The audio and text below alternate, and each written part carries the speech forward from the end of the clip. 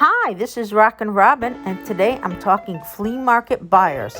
Tips so you get the best deals. I'm going to give you 10 tips so you stay with us.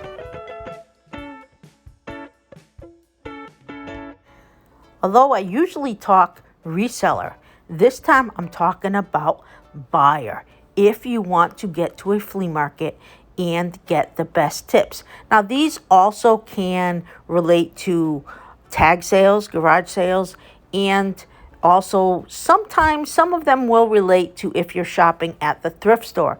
But most of them are if you are buying at a flea market. Now, tip number 1 is to get there early.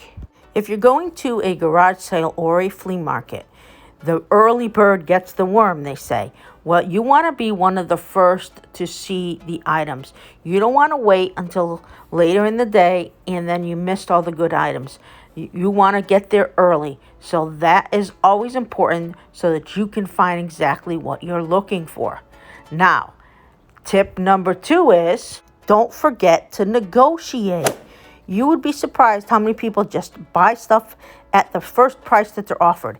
If you think that's a fair price, sure, take it. But you can always get $1 or $2 off. So always offer lower. But be fair. Don't offer ridiculously low prices. Offer something reasonable and you're sure to get a good deal. Now, tip number 3 is something that should be very easy. Be friendly. Be nice. Be courteous. Be nice to the dealer. Don't come in there with a grumpy attitude. Smile, say, how are you? Maybe compliment their dog or their car or their display. And then you can negotiate and get a better deal. Sometimes they just give you one because they like you.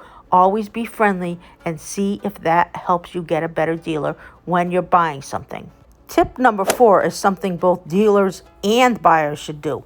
Bring small bills. Now, as a seller, sometimes they don't have a chance to go to the bank and get smaller bills the night before. And if you're giving them the proper change, 1s or 5s, they'll be so happy, the dealers.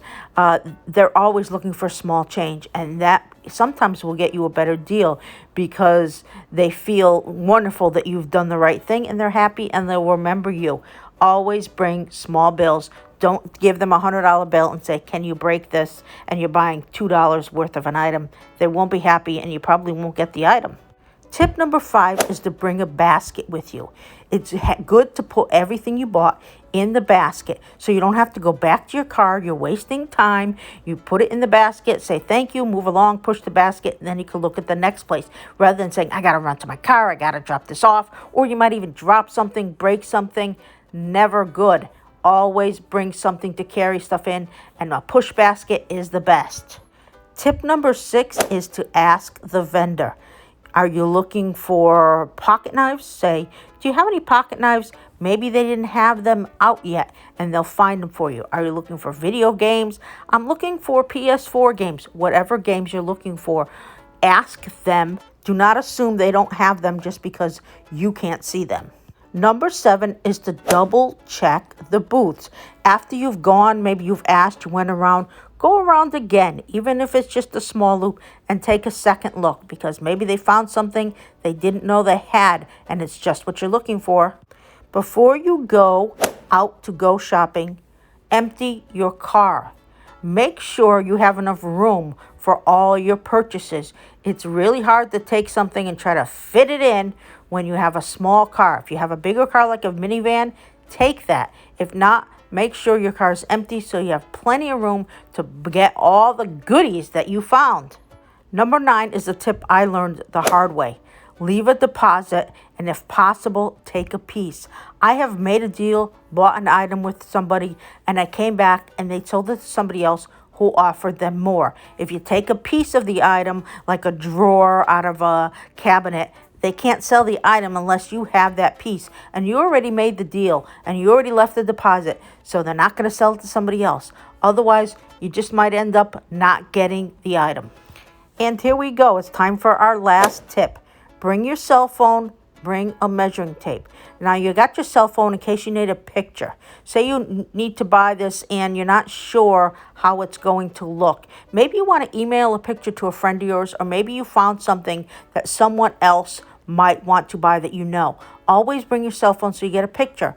But you need to bring measuring tape, because say you bought some furniture and you're not sure if it's going to fit in the corner.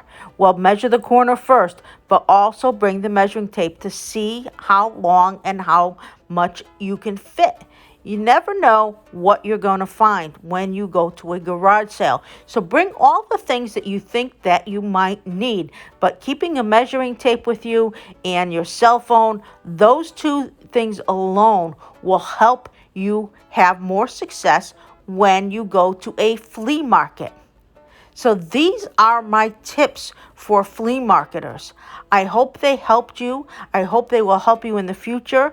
I have lots of videos on things if you want to resell.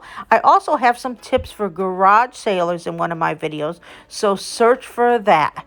I'm a reseller and I want to help everybody get all the deals that they want. Please remember to subscribe, hit the bell, and give us a big thumbs up. And watch all our videos. This is RockinRobin. You go out there, you find something good. And if you're a reseller, you make some money. And if not, you find something great for your home. Have a good day.